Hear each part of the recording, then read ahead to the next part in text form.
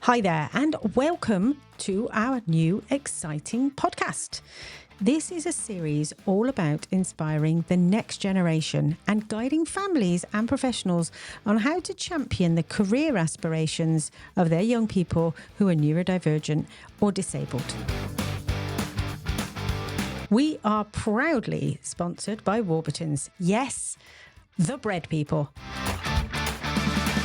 Warburton's is committed to supporting educational initiatives like ours to help families and young minds explore exciting career opportunities. Thank you, Warburton's, for your generous support, and thank you for your crumpets. In this episode, we are joined by Ryan Hoare, founder of Try Mosaic, a platform designed to simplify how workplaces approach reasonable adjustments.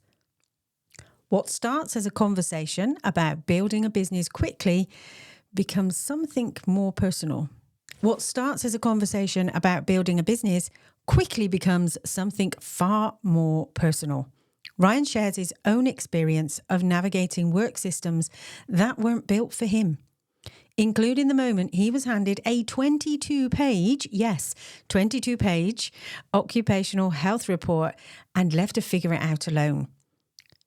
From there, we explore what's really getting in the way for organisations, why something that should be so straightforward often feels complex, inconsistent, or is even avoided altogether. We'll also get on to the bigger question: are reasonable adjustments just being seen as extra or as essential to helping people succeed? Alongside this, you'll hear reflections from Selena and Tom on their own experiences, from inaccessible career pathways to the reality of asking for support in the workplace. This is a conversation about systems, about confidence, and what happens when we stop treating adjustments as a favour and start treating them as part of how work should work. Let's get into it.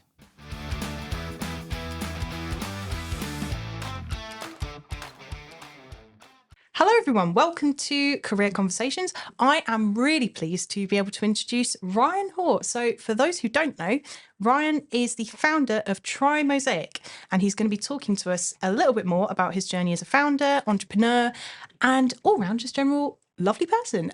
Ryan, welcome to the show. How are you today? Yeah, great. Thanks for having me. Very, very pleased to have you here. So what we're going to do is ask you a few questions about your career path generally into founding Try Mosaic, but also just a little bit about reasonable adjustments, because I know that that's a big focus of what you do for Try Mosaic. So to start off with, can you tell us a bit about your career path from school to where you are today? Yeah, sure. Thanks. So school never really kind of worked out the way I guess it was supposed to. But following school, I kind of took a fairly safe route. I graduated school, went to uni, and it was the done thing. Not sure I'd necessarily do that now. Got a stable job, worked a stable job, and basically spent my time in a career, not thinking about being an entrepreneur, not thinking about founding something, not thinking about starting something. And really, for me, it was one of those things I've always wanted to do it. I've always had this kind of slightly ADHD, neurodivergent urge to go and start something new. And I think even inside work, I was often the person always starting things and not finishing things. And so I guess for me, the kind of journey to then doing that to being a founder was really discovering the problem it was that I think I finally decided I wanted to solve. And as you said, that's reasonable adjustments in the workplace. Yeah, amazing. So can you tell us a little bit about how, because obviously I know you from outside networking, and I know a little bit about Try Mosaic as a platform because I have a profile. For those who don't know, can you tell us a bit about how you got into the world of tech, and what made you decide to start Try Mosaic, and a little bit about that? Yeah, sure. So for me, tech was never the goal. Try Mosaic came out of a problem that I had, which was I got a occupational health report for my disability at work, and it was 22 pages long, and I really struggled to articulate to my managers what help it was that I actually needed. And it was a real lived frustration And it's something that I think I've seen throughout my career, that kind of people are failed by systems, and people are failed by systems that aren't designed for their brains or their bodies. And it kind of came over and over and over again. And basically, I realized there was something here that I could build to fix this. And so tech was never the aim, but ultimately it was kind of fixing the problem. So I hacked something together super quickly, tried it out with my friends, and realized that actually people really, really like this. It's a really good product that actually solves people's real problems. And that was kind of the moment I realized that there was something here. Yeah. And thus, Try Mosaic was born. And thus Try Mosaic was born. For those who don't know, what does Try Mosaic do? Sure. So what Try Mosaic does is it takes for people with disabilities, they're entitled to and need reasonable adjustments in the workplace. Reasonable adjustments are small ways of kind of changing the way that places and organizations work to help people with disabilities. So it could be, for example, as simple as, if you're in a wheelchair, having a ramp to get over a curb. That's a reasonable adjustment. That's what we're talking about. The problem is the system for doing that in lots of organizations is incredibly messy, incredibly paper-based, very, very kind of manual, but also super inconsistent depending on if you've got a physical disability or a neurodivergent disability or a mental disability or any kind of range of things. What Try Mosaic does is it takes that whole process and turns it into kind of a process that employers can follow. But what it also tries to do, and this is the bit that I think is really helpful for people, is it takes that conversation of going to a boss and saying, I've got ADHD, what help can you offer? But also takes from the manager's perspective of what help do you need, and kind of has that conversation about having everything in one place. This is what help I need. This is what you can offer. Great. Let's work out a way forward. Let's get it agreed. Let's make sure that it then happens and everybody's happy and everyone's more successful in the workplace. Oh, that's really cool. Yeah, definitely. And I think just to add to what you said there, obviously inclusive change at work and inclusive change, like we work with workplaces, it's a bit of a mouthful to say, around helping people who are neurodivergent, but also people who have disabilities more generally.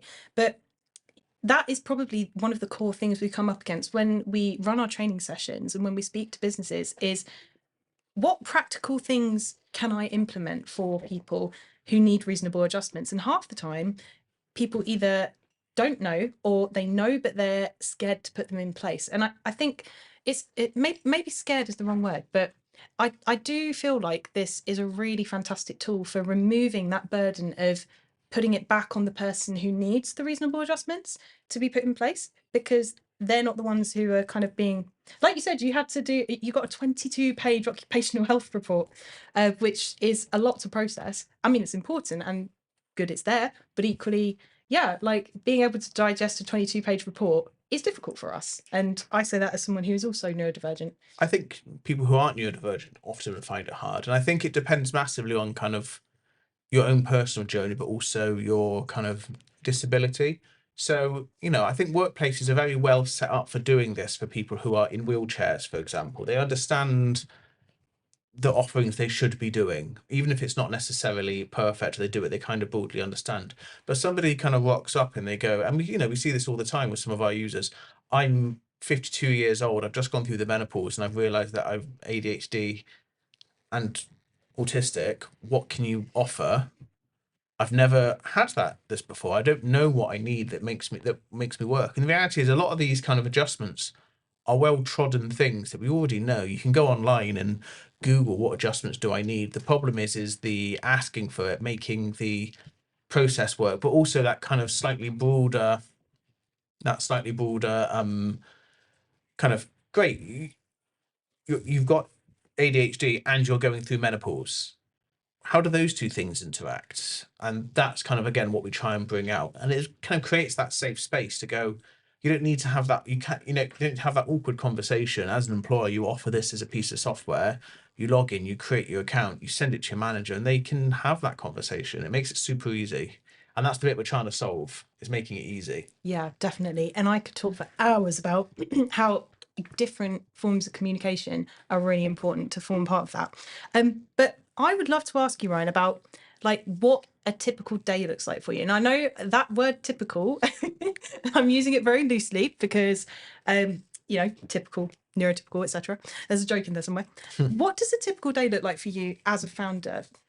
I don't think there is a typical day. I think every day is different. I think just from a general perspective, the most important thing for me is to talk to customers and users every day, find out how things are going. But, we're constantly shipping code, constantly making changes, constantly talking to people giving us kind of feedback and then very much kind of adjusting it and working on it. But there is no day that looks the same ultimately. Sometimes we're at a trade show, sometimes we're writing code, we're doing all sorts of things. That's very cool. Ryan, you focus on reasonable adjustments. I know you mentioned a lot about the system being messy and inconsistent. What is it? Why do you think that workplaces struggle to get this right? That's a really good question, and I'm going to be diplomatic with my answer. I think the reality is that it's a very human part of the human resources process in a way that payroll isn't, or performance necessarily isn't, because what you're ultimately doing is talking to people about what is it they need to manage and cope and succeed in the workplace.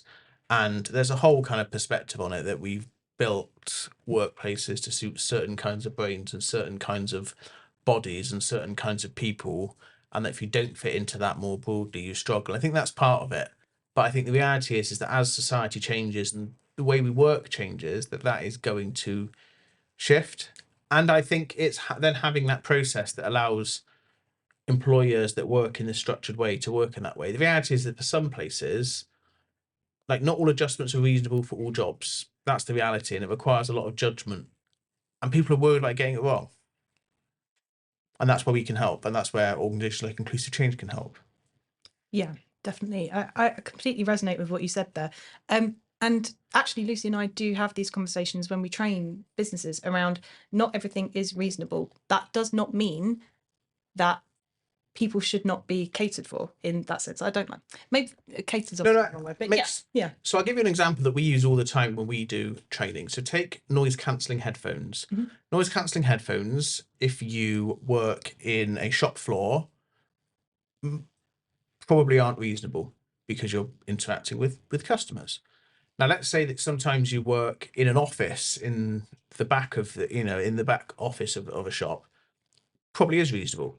Let's say you work, say, sometimes on the shop floor, sometimes not. Sometimes it is, sometimes it isn't. Now, let's say you work in the warehouse. It's never going to be reasonable. There are forklift trucks driving around. It's actually dangerous. But then let's take a completely different job, like working heavy construction. Noise cancelling headphones are mandated as part of PPE. And so the same adjustment can be reasonable or not reasonable, depending on what you do. Same as working from home. If you're working in a shop stacking shelves, working from home isn't reasonable. But that doesn't mean there aren't other adjustments that can also then not be put in place, like flexible working time or changing start shifts or kind of doing things that also may or may not be reasonable based on that person. Yeah, 100%. And yeah, to your point, we always talk about the fact that health and safety will always trump the Equality Act in training, because but there are certain things that you just cannot. A lot of the people we work with do want to help. It's just figuring out how. And I think that why Try Mosaic is so fantastic is because it gives us that opportunity, as you said, to find ways that work for everyone. And we talk a lot about universal design here as well. So have you heard of universal design as a concept, everybody? Do you want me to just very briefly explain it? Yes, please. That'd be great. Yeah. So universal design is it's what you call something that has been adjusted for a particular group of people, but it benefits everybody.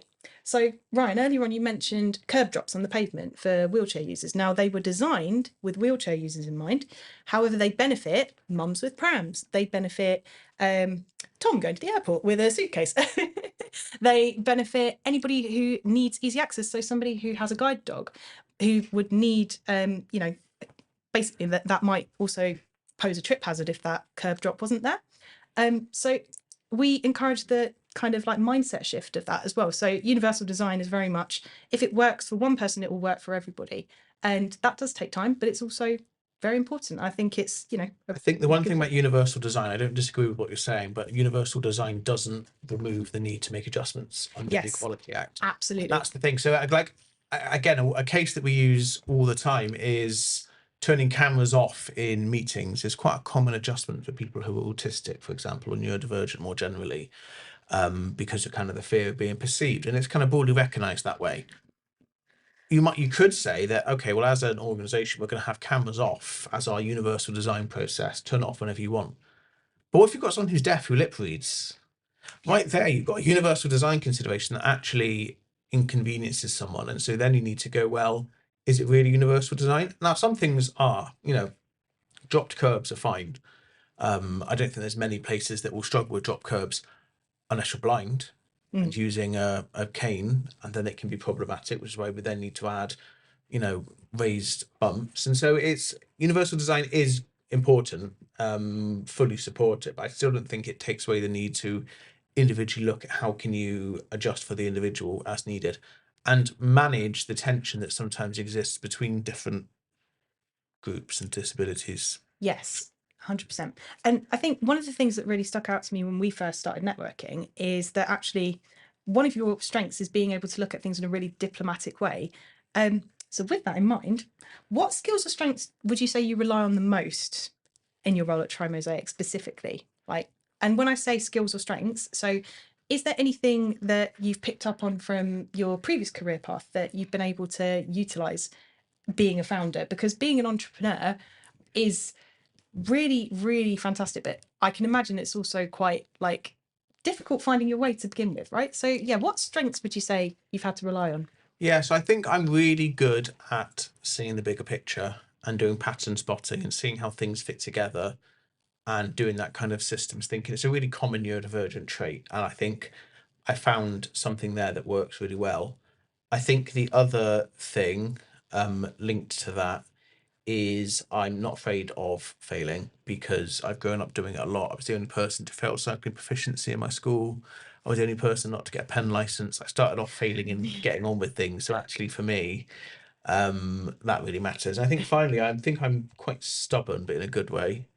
And so I think for me, if something feels bad or unjust, I do work really hard to fix it. But yeah, I think ultimately it's about throwing yourself at a problem until it fixes. Again, we're quite lucky that because we quite quickly and quite early on tried this with people and they went, oh, I can see how this works. I'm interested in doing this.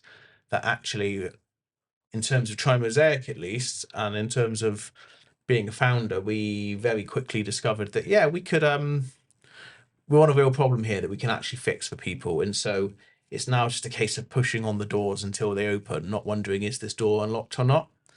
For the sake of quite a complicated metaphor. But we're quite lucky in that we know we're solving a real problem. There are lots of startups where lots of people found things where you're not 100% sure, is this going to work? Is this not? Is it will be something we need? Are we not? That was never really a problem. I tell people all the time that, I've built something that I use and that we use and that other people use, my friends use.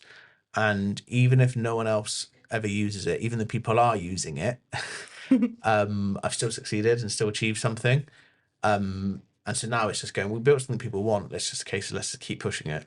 Yeah, definitely. And I want to take this opportunity to ask if basically throw the last few questions we have open to Selena or to Tom. Would either of you like to ask any of the questions to Ryan? I do have a question that's not on our question sheet here. It's just small. What actually is the meaning behind the name Try Mosaic?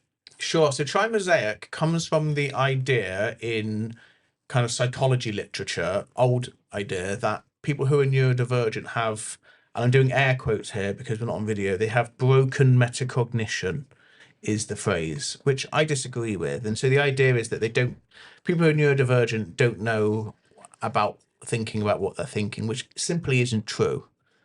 It's just not true. And so the reality is that if you look at this broken metacognition and just take a moment to step back and look at it, it's not broken. It actually is fully coherent. It just doesn't make sense to you. It's not broken. It's a mosaic. It makes perfect sense. Right. It's just a mosaic of ideas that fit together rather than being broken. It's just that you're looking in a particular way, and that's where the name Try Mosaic comes from. Yeah, cool. That's amazing. I didn't know that. I should have asked that. It's just viewing the world in a different way. Well, exactly that. Yeah. Yeah. It's yeah, I mean, Tom, well done for asking an amazing question because yeah. When I came this morning, to be honest, I thought it was an art company, making mosaics. I mean, nothing wrong with that. It's a good creative outlet, right? But, Yeah. I love making mosaics. I really like this question. So I wanted to ask if you could click your fingers and change one thing about how companies and workplaces treat neurodivergent talent, what would it be? Yeah, sure. I'm going to answer that not just for neurodivergent talent, but answer that for disabled talent and talent in general, if that's okay. And that is that would get companies to stop looking at reasonable adjustments as being favours and look at them as success enablers. Ultimately, you spend a lot of money on your people as a company, and you spend lots of money on your machinery, and you spend lots of money on all of these things, and you pay lots of money to have your cars and vans serviced and maintained. You pay lots of money to pay for your computers to get fixed, and if your heating breaks, you pay lots of money to maintain these things and optimize how they work. Yet when it comes to staff, we've kind of throw them in and go, here's a default one way fits all way of working. And instead, if we look at it as success enablers, what can I do to help people succeed? Then that's a much better way of looking at it, I think. And that's the way I would want, hopefully, more people to look at it. It's not about doing a special favour, it's about how do you get the most out of people? Because you're paying a bunch of money in salary, and hiring is really expensive, and firing is really expensive, and pips are really expensive. And actually, do you know what's not expensive?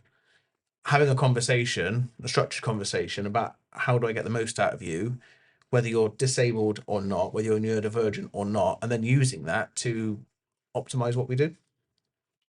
Yeah, I think in my experience as well, not sure if you resonate with this, but a lot of people, organizations see reasonable adjustments as like giving an advantage over other people when it's actually about making it equal and leveling the playing field and not you're not giving somebody an unfair advantage. Yeah, I think And that I comes. think a lot of people don't understand that. Yeah, I think that comes from two things. I think that again, there are things like wheelchair ramps where that's not the perception, Yeah. and the reason is because they know that as an organization they structurally disadvantage people by having high steps and no ramps or no lifts. I think with companies aren't as aware of how their culture does that for certain people or their ways of working do that. And the reality is for lots of people where they go, lots of companies go, well, if we do this for this person, we'll have to do it for everyone because everyone will ask for it. And the answer is, you probably should then. Like, if you can, you probably should. Like, if offering, Copilot is going to make this person more efficient. But if they offer this person Copilot, everyone's be more efficient. Yeah, you should offer it to everyone. You should offer everyone, if working from home a day a week is going to make this person more effective, but everyone's going to have to work from home to make everyone more effective, then yeah, do it. Yeah, I agree. That's not to say it will make everyone more effective. There are some cases where working from home won't make you more effective, like if you work in a shop or a cafe or a warehouse, in which case, fine, you don't need to do it. But I think it's definitely something that's shifting, and workplaces are definitely moving, I think, to becoming more open to this sort of stuff. Yeah, definitely. We talk a lot, just off the back of that, we talk a lot about how so there was a study done by Deloitte, I think, in 2023, and they reported that 53% of Gen Z, I'm looking over at Lucy here because there's a quote that we talk about a lot, and obviously your children, Tom, are Gen Z, but 53% of Gen Z identify as neurodivergent. They're either diagnosed or self-diagnosed. And I do think that self-diagnosis is valid because we know that there are a huge amount of people on wait lists for diagnosis for either ADHD, autism, dyslexia, dyspraxia, the whole umbrella, right? But they are going to need support when they get into the workplace because we're now coming up to, probably like leaving school. I can't remember the exact parameters for Gen Z. I think it's 1999 to 2010, possibly. Yeah. Thank you, Selena. I was looking around it, like looking around the guest, like help me. But yeah, they're all people who have had the support they need, who are going to be looking for that support and that structure at work, and they are going to be expecting it and might not get it. And that's something we have to be prepared for, right? Like you said, we need to make sure that everybody is able to work to their best, but also that they're given the opportunity to have that open conversation and that support, right? So I'm really glad you touched on that. Like, the reality is if 53% of the working population identify as being neurodivergent, in many ways it's no longer divergent. And actually what we're now looking at is not a minority status, we're looking at a power status and a difference in power between people who are neurotypical. inverted commas, who hold the power, inverted commas, because it's ultimately about a way, because ultimately being neurotypical isn't a brain type, it's about a way of working and a way of performing in a certain way. So I'm getting deep into like neurotypical and diversity theory here, which might be a bit heavy, so I'm really sorry. But the reality is that it's a change in the way of working and a change in the way that we should be operating as a society, and it's a future of work problem, not just a tech for good problem ultimately. Yeah, 100%. And I'm really resisting the urge to go off on a side quest here, but I will recommend a book. Well, we're ADHD, let's do it. Yes, we like to sidestep and we like to side quest. But yeah, I think you're right. I do think it's indicative of maybe like a cultural and societal shift that's coming, because, you know, we deserve to get the support and equity we need to not just work, but do things in life that make us happy and comfortable. And I am very hopeful that that is going to be a positive change we see. And I think it's down to the way work has changed as well. Yeah, like 100%. When you historically used to work and do a particular thing in a particular way for a certain amount of time, it was very hard to adjust because, you know, your job was to bolt screws onto the widget and then put the widget on the conveyor belt, and then someone else's job was to take it off the conveyor belt, and that was it. It's hard to put these adjustments there. Like, we're moving to a modern economy where it's knowledge economy and, you know, that sort of stuff, and actually the ability to be more flexible is built in, and actually, again, it's back therefore optimizing for what needs to happen. And I'm glad you touched on that, because we talk a lot about, especially at the moment, like tech and AI, and how the workplace is kind of changing to accommodate tech and AI. I mean, we talk about you know, needing to be prepared for adjustments and, well, for everyone to have the support the way they need to support, but also workplaces are having to adapt, not just to provide that support, but also because tech is constantly changing. We're currently in an AI bubble, which I was trying to explain, I hope succinctly, to the volunteers earlier, of, you know, we are seeing a huge amount of investment and in basically like, yeah, backing from companies like ChatGPT, Claude, all of these kind of things, to be used in the workplace to maximize productivity, and automation is one of the ways we can do that. So one of the other questions that I wanted to ask is, how do you see the future of workplace inclusion changing with technology? And I'm saying this wary that I'm speaking to a software founder, so who better to ask, right? But yeah. Yeah, so I think that the evidence is really clear. There's lots of work coming out of Bath University on this, and I'm going to do a shout out to Rachel Mole, if you've heard of Rachel Mole. She, and I don't know if you do notes afterwards, we can link to that. She's done lots of work on how AI builds in and helps people who are disabled and neurodivergent. You know, AI is enabling things like real-time British Sign Language interpretation on video.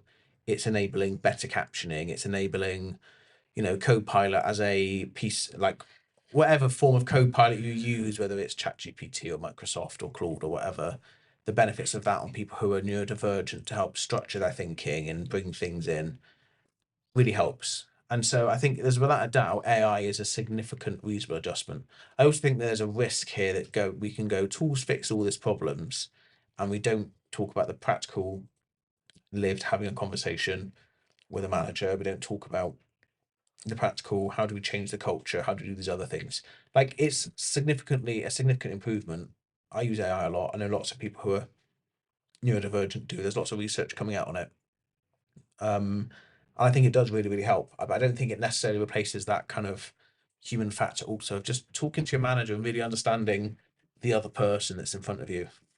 And to go back to what we were talking about earlier on today, so obviously, I mean, Tom, would you be happy to talk a little bit about the, do you remember earlier we were talking about how Adrian Brody won that Oscar for The Brutalist, and Yeah. They it used turned out, AI to enhance his accent. yeah, like, would you be happy to talk a little bit about that? About, because you had a conversation at your college, didn't you? With because Tom's an actor, for context, everybody.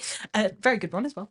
And I'm not just saying that because I know you, but but yeah, could you talk a little bit about that? Because we were talking about how AI could potentially like just completely disconnect actors from the human experience side of things. Like, do you remember? Yeah, so that is a bit of a worry for me, because I was thinking about becoming an actor, but humans crave real human connection, and I think it's quite a shared opinion among people in the creative space that people don't actually like AI all that much. Like people in my class, they see our teachers printed out a sheet with something that ChatGPT's come up with, and they're like, no, we don't want to use that. You don't want to use that. It's AI. But yeah, so we were just talking about earlier how it's a bit worrying how AI might be able to take over like, acting, which is a creative field, which would be negative in my opinion. And we were talking about how Adrian Brody, I think I'm pronouncing his name right, won an Oscar for his performance in the movie The Brutalist, and it was actually revealed that AI enhanced his Hungarian accent throughout his performance. Ooh.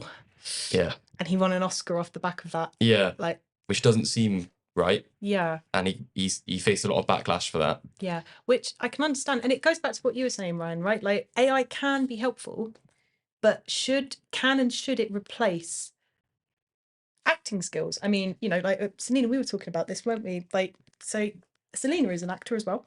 And we were talking about how like when you were training, were essentially told like you need to be able to do an accent to be an actor. Like, did you talk about that? Yeah, when I was at school, like for GCSE and A level, they would say if you are doing an accent for your performance, you need to keep the accent all the way through, or you'll lose marks if you slip out of the accent. And there's like Adrian Brody, obviously, he's a really big Hollywood actor. So, of course, he's got like the best dialect coaches and the best accent coaches. So, it's like, did you really have to resort to AI? Like, could you not have just. Accents are hard, but you've got the best coaches. Could you not have just practiced more? Because there are people who, you know, actors who they spend years perfecting an accent. So I think, especially because he won an Oscar, there was talk about actually whether they should take that off him. I don't think they ended up taking it off him, but a lot of people were not happy that he got an Oscar off the back of that. Yeah. But this is just acting as well. Loads of creative fields like creative writing, animation, everything that AI can influence. Yeah, and I think it's probably important to distinguish as well. When we talk about AI, we're actually talking about machine learning models, right? So whatever you put into it, it learns and regurgitates it in some way. I am a writer. Like that was what I studied for at uni. I've got 2 degrees in it. But I remember part of that creative process was really cathartic. And when I found out that you could write stuff on ChatGPT, I was like, oh, this is amazing. Like it takes away that brain process. And then I read about a particular lawsuit that's happening with a particular, allegedly, LLM model, where authors are suing them because it's scraped their work off of like basically online document holders and stuff like that. And I do think that that is something we need to talk about more, A, from an ethical standpoint, but also B, because you're right, like we have a real opportunity here to enhance our productivity, but also we can't let it replace skills that, you know, would be taking jobs away from people in the creative industries, I suppose. Like, what would your thoughts be on that? Wow, what a question. Deep in thought. Yeah, no. So I agree with all of that. I think it's really interesting. So I think, for example, using that, and I'm just going to throw some contrarian thoughts out there. I don't necessarily hold these thoughts, but they're just things I think are interesting. So, for example, using AI to enhance an accent, is that fundamentally different from, example, using a green screen to act? AI taking away the human element of it, is it any different? You see some of the scenes of some, kind of some Hollywood films where people are stood there acting on a green screen to nobody because they're going to superimpose the other person over on the video later. Is that fundamentally different, or is that a different thing? Or is actually at the very top levels of movie making, is it already kind of separate?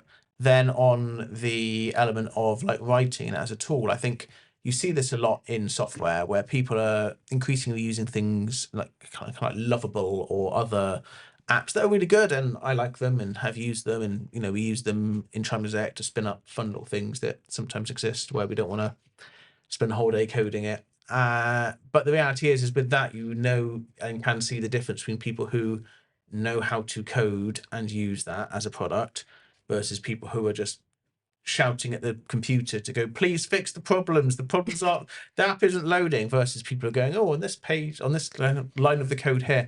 And you can see that. And I think the same thing is true with writing. I've got a friend who's a copywriter, and he says that he uses it all the time. He says, I understand writing. I understand how to prompt it for tone and sense and what I want it to say, and I can tell it what I want it to say. And I use AI all the time when I'm writing now. But the way I use it, and again, this is probably a reasonable adjustments way of using it for my kind of dyspraxia and dyslexia rather than right for everyone, is I do the thing where I will talk at the AI. And I've used many of the kind of adjustment tools where you can talk to the computer and it will log it and write it for you. But I found for me, one of the things that's really useful is to talk into AI, but then kind of prompt it to go, these are all like my spoken thoughts. I'd love to convert this from like a conversational spoken form to a written form. And that's a brilliant way of doing it. And in this case, it's still all my own thoughts. It's still all my own ideas.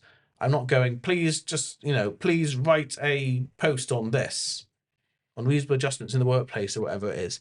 It's still my own thoughts, still my own ideas, but actually the way that's translated, is that different from having an assistant? Is that different from being a writer? We talk about AI assisting art. Well, we already know that famous artists have people who do the blocking in of colours and do the stretching and preparation of the canvas. Is it different from that? I'm not saying that any of these are the right answers or right or wrong. I just think that the way that we approach it can be very, very different. I also think that there's a huge amount of AI slop out there, and I get as angry about that as anyone else, and I don't think we're condoning that either. Yeah.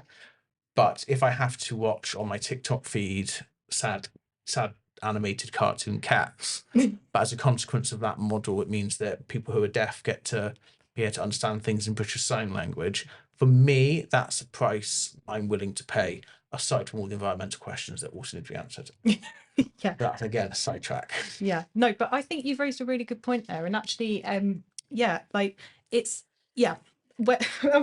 laughed when you talked about AI slop because unfortunately, yes, there is a lot of AI slop out there, as I'm sure we know from social media. But yeah, I do something similar actually. When you were talking about the dictation side of ChatGPT, I don't use ChatGPT specifically. I've got like an encrypted software called Littlebird, and it's only available on MacBook at the moment. But I use that to essentially write down my thoughts by dictating into it. So I do something similar because I want to see if it can figure it out. It's quite good, to be fair. It's not an open source learning model, so it how does it work? It takes context from what you've currently got open on the screen, all securely encrypted.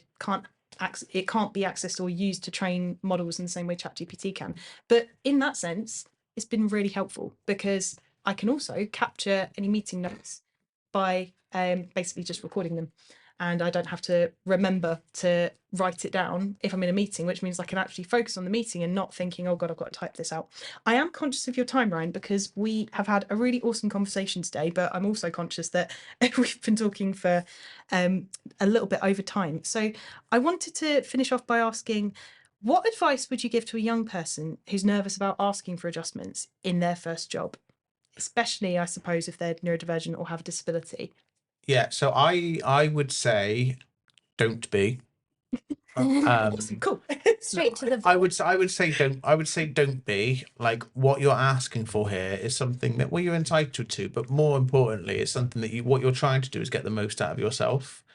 And if you approach it from the perspective of this is what I need to deliver and succeed and do things the best I can in the workplace, and approach it from that angle, ultimately any good manager will accept that and look at that.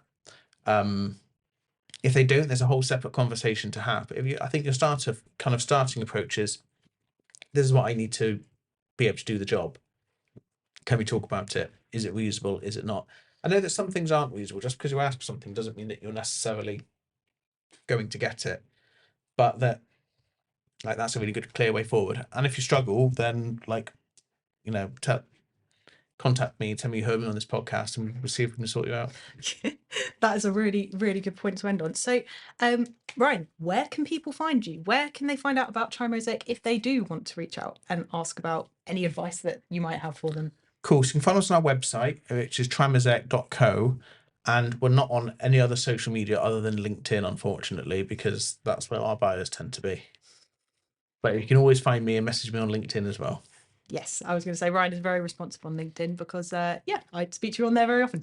But yeah, Awesome. Well, I think that is a really awesome place to end on. Ryan, thank you so much for coming on the podcast today. And thank you as well to Selena and to Tom for being wonderful guests, question askers, interviewers. You have been listening to Career Conversations with Inclusive Change at Work. Thanks for listening to Future Voices Career Conversations, sponsored by Warburton's, the family bakers. Do subscribe and find us wherever you listen to your podcasts. Just look for Future Voices from Inclusive Change.